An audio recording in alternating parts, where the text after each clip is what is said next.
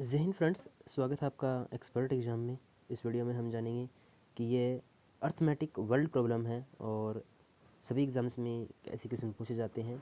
मैं सिर्फ इस वीडियो में आपका ये क्वेश्चन है वो सोल्व करवाऊँगा आपको। अगर आप कर सकते हैं तो आप वीडियो को स्टॉप कीजिए और कीजिए, ठीक है। ये कुछ भी नहीं है, ऐसे ही है, ठीक है। देखिए क्वेश्चन पढ़िए। ये जो क्वेश्चन है वो पार्टनरशिप का क्वेश्चन है। बहुत ही बेहद और शानदार अप्रोच के साथ इसे सीखेंगे। प्रश्न को पढ़िए कि पी और क्यू 3:2 के अनुपात में शुरुआती पूंजी के साथ एक व्यवसाय शुरू करते हैं और 7 महीने बाद क्यू अपनी पूंजी में अतिरिक्त 6,000 रुपये जोड़ता है और वर्ष के अंत में लाभांश का अनुपात 6:5 होता है। यदि पी और क्यू का शुरुआती पूंजी आपस में बदल जाता है और अन्य शर्त समान रहती है तो एक वर्ष के अंत में पी और क्यू का लाभांश का अनुपात कितना है। देखिए फ्रेंड्स, क्वेश्चन है वो बहुत ही लाजवाब है, शानदार है, लेकिन इसको बेस्ट अप्रोच के साथ करेंगे, ठीक है। कैसे करेंगे देखो, इसकी नेक्स्ट पीडीएफ है। पहले हम कॉन्सेप्ट को जानेंगे। देखिए मैंने खुद लिखे हैं, हाथ से लिखे हैं और इतना बेस्ट कॉन्सेप्ट है। अगर एक बार समझ में आ गया ना तो बहुत ही सारे बेसिक सवाल कर ले जाओगे। देखिए पार्टनरशिप का कॉन्सेप्ट क्या कहता है। पार्टनरशिप का मतलब होता है प्रॉफिट। पी का मतलब क्या है यहाँ पे, प्रॉफिट। और प्रॉफिट क्या होता है, इन्वेस्टमेंट इनटू में टाइम। इन्वेस्टमेंट इनटू में टाइम। देखो क्वेश्चन को यदि आपने ध्यान से पढ़ा होगा ना तो उसमें हमें क्या दिया गया है, प्रॉफिट दिया गया है, यानी लाभांश दिया गया है। और लाभांश का जो रेशियो कितना दिया गया है, 6:5 दिया गया है, यानी 6:5। अब आपको पता है कि प्रॉफिट का रेशियो कितना होगा, इन्वेस्टमेंट इनटू में टाइम। यदि हमें P1 ज्ञात करना है तो I1 इनटू में T1 ज्ञात करेंगे। देखिए I1 कितना है, I1 देखो दोबारा कि पी और क्यू की हमें एग्जैक्ट वैल्यू नहीं दी गई है। कितना दिया गया है, 3:2 के अनुपात में शुरुआती पूंजी के साथ। पूंजी का मतलब इन्वेस्टमेंट। तो इन्वेस्टमेंट की हमें एग्जैक्ट वैल्यू नहीं दी गई है, रेशियो दी गई है। तो हम इस रेशियो को क्या मानेंगे, इसको मानेंगे 3 यूनिट और इसको क्या मानेंगे 2 यूनिट, ठीक है। इस पी की कितने मानेंगे, 2 यूनिट, सॉरी 3 यूनिट, और क्यू को कितना मानेंगे 2 यूनिट। अब देखो हम ये तो कर लेंगे कि ये इन्वेस्टमेंट तो आ गया हमारा 3 यूनिट और 2 यूनिट। अब टाइम कैसे निकालेंगे वो देखो। 7 महीने बाद क्यू अपनी पूंजी में अतिरिक्त 6,000 रुपये जोड़ देता है। कितने रुपये जोड़ देता है, 6,000 रुपये जोड़ देता है। कितने दिन बाद में, 7 महीने के बाद में। और लाभ कितना हो जाता है, 6:5। क्या हम पी के जो इन्वेस्टमेंट है उसमें कोई चेंज कर रहे हैं, नहीं कर रहे हैं ना। तो इसको लिखेंगे 3 यूनिट। कितने दिनों के लिए, 12 महीनों के लिए। टाइम आ गया ना 12 महीनों के लिए। और नीचे किसका लिखेंगे, क्यू का। अब क्यू देखो 7 महीने के बाद चेंज करता है। इसका मतलब जो 2 यूनिट होगा ना वो कितने दिनों के लिए होगा, 7 महीनों के लिए होगा।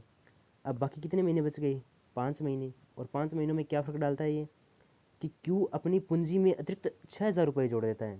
6,000 का मतलब उसकी कितनी थी पहले, 2 यूनिट तो थी। और कितने जोड़ देता है, 6,000 रुपये और जोड़ देता है। यदि ये 6,000 रुपये और जोड़ देगा तो 2 यूनिट प्लस में 6,000 हो गई। अब ये जो बचा हुआ ये इन्वेस्टमेंट है, 2 यूनिट और 6,000 यूनिट, ये कितने दिनों के लिए कर रहा है, 5 महीनों के लिए। देखो टोटल 12 महीने हो गए ना, 5 महीने तो ये हो गए और 7 महीने ये हो गई। देखो लिखा हुआ आसानी से समझ में आएगा। ये देखो इसमें लिखा हुआ है कि 3 यूनिट पैसा है वो 12 महीनों के लिए इन्वेस्ट करता है, और 2 यूनिट है वो 7 महीनों के लिए। और बचे हुए जो 2 यूनिट है उसमें 6,000 रुपये ऐड करके 5 महीनों तक इन्वेस्टमेंट करता है। और टोटल जो रेशियो आएगा वो कितना आएगा, 6:5 आएगा, ठीक है। मल्टीप्लाई कराएंगे, 12×3 = 36। ये 7 दूनी 14 यूनिट हो गया, और ये 5 दूनी 10 यूनिट हो गया, और 5 6 30,000 यूनिट हो गया, और 6 यूनिट, सॉरी 6 रेशियो में 5। अब काट दो आसानी से, 6 एकम 6, 6 6 36, यह आ जाएगा 6 यूनिट। देखो 6 से काटोगे इसको, 6 एकम 6, 6 छिकू 36, यह आ जाएगा 6 यूनिट। और ये 14 और 10 24 यूनिट हो जाएंगे, ठीक है। आगे देखो इसका सॉल्यूशन, ये लिखा हुआ है कि 6 यूनिट इंटू में 5 यूनिट और 24 यूनिट इंटू में 30,000। देखो 6 5 30 यूनिट हो जाएंगे, इधर 24 यूनिट है तो 30 में से 24 घटाएंगे, 6 यूनिट आ जाएगा, सॉरी 1 यूनिट आ जाएगा। 30 यूनिट में से 24 यूनिट घटाएंगे तो कितना आ जाएगा, 6 यूनिट। इधर कितने हैं, 30,000, 6 से काटेंगे कितना आ जाएगा, 5,000। आई बात समझ में। तो पी और क्यू का जो शुरुआती इन्वेस्टमेंट था वो कितना था, 3 यूनिट और 2 यूनिट लिया था ना हमने। 1 यूनिट की वैल्यू कितनी आई है, 5,000।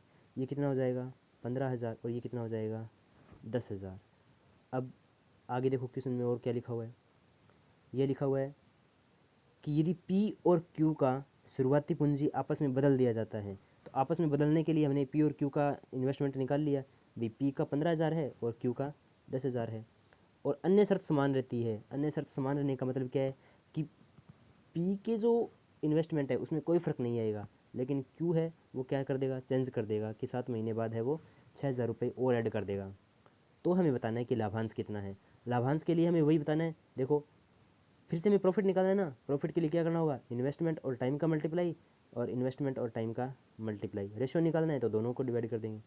देखो जैसे हमने पी और क्यू का इन्वेस्टमेंट निकाल लिया था 15,000 और 10,000, लेकिन ये क्या बोल रहा है कि अगले वर्ष दोनों का इन्वेस्टमेंट है वो चेंज कर दिया गया। यानी जो पी का था वो किसका हो गया, क्यू का, और जो क्यू का था वो किसका हो गया, पी का। आई बात समझ में। ये तो हो गया इनका इन्वेस्टमेंट, ठीक है। अब इन्वेस्टमेंट आ गया हमारे पास, अब हमें क्या निकालना है, प्रॉफिट। तो प्रॉफिट के लिए क्या करना होगा, प्रॉफिट क्या होता है, इन्वेस्टमेंट इनटू में टाइम। अब देखो इसका इन्वेस्टमेंट कितना है, 10,000, कितने दिनों के लिए, 12 महीनों के लिए। ये हो गया।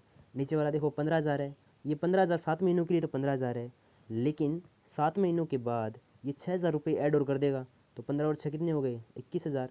और ये कितने दिनों के लिए इन्वेस्ट करेगा, 5 महीनों के लिए। तो ये हो जाएगा 5। अब इसको आगे सोल्व कर लो तो आसानी से सोल्व हो जाएगा। देखो नेक्स्ट स्लाइड में सोल्व किया गया। देखो सोल्व करना भी एक अपने आप में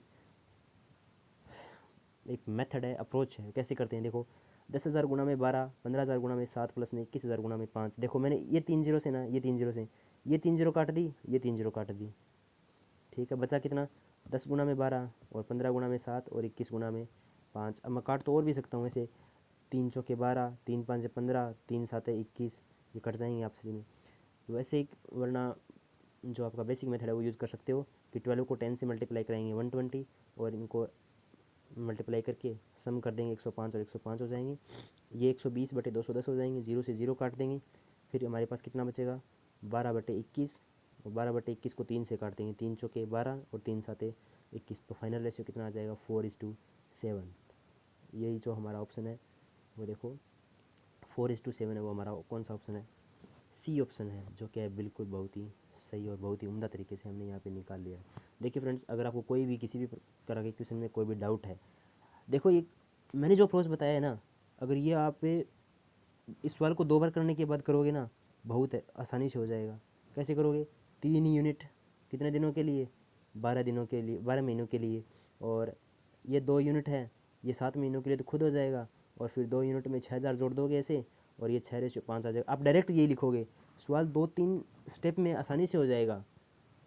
अन्यथा आप इसको आप बहुत ही एक लंबे मेथड से भी कर सकते हैं, लेकिन मैं वो लंबा मेथड नहीं करवाऊँगा, क्योंकि जो पेपर में अप्रोच मैटर करता है कि आप उन सवालों को करते कैसे हैं।